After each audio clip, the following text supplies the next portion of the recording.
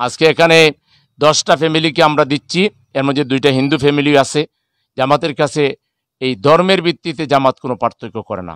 দল, ধর্ম, বংশ, গোত্র এগুলোর ঊর্ধ্বে উঠে বাংলাদেশের প্রত্যেকটা নাগরিকের কল্যাণে জামাত ইসলামী কাজ করছে এবং করে যাবে ইনশাআল্লাহ। এটা জামাত ইসলামী ছাড়া অপর পক্ষের পক্ষে এটা কোনোদিনও সম্ভব হবে না।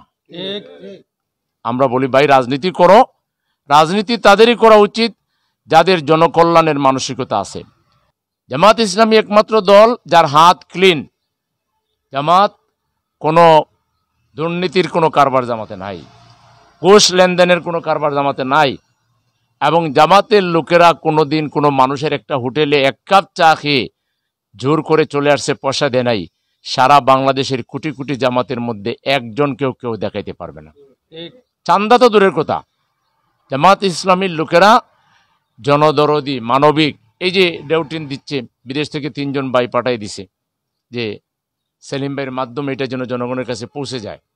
এইটা যদি অন্য কোনো দলের নেতার কাছে আসতো, তাহলে সে তার আশপাশের 2-3 জনকে বলতো যে এখানে যদি এক বানের দাম কত, 8,000, তাইলে 10 বানে প্রায় 80,000। বলতো যে তোমরা 30,000 নেও আর আমি 50,000 নিয়ে গেলাম, আর এক বানাই নিয়ে একটা করে সবাই দিয়ে যাইত, ছবি তুলে চলে যেত। কারণ কি, এইসব রাজনৈতিক দলের মধ্যে কোনো নৈতিক ট্রেনিংয়ের ব্যবস্থা নাই। আল্লাহকে ভয় করো, আখেরাতের ভয় করো, জান্নাতে যেতে হবে, দুজক থেকে বাঁচতে হবে, এই ধরনের কোনো মোটিভেশন তাদের মধ্যে নাই। এখানে কেউ পিছিয়ে পড়লে অন্যরা এগিয়ে আসবে, এগিয়ে এসে তাদেরকে সহযোগিতা করবে। রাষ্ট্র খোঁজ নিয়ে আপনার বাড়িতে গিয়ে দেখবে আপনার ডেউটিন দরকার, ডেউটিন রাষ্ট্রই বাড়িতে পৌঁছে দিবে, আপনারা এসে নিতে হবে না। এরকম একটা রাষ্ট্র কোরআন ছাড়া, ইসলাম ছাড়া, জামাত ইসলামী ছাড়া আপাতত কেউ দেওয়ার আমরা দেখছি না।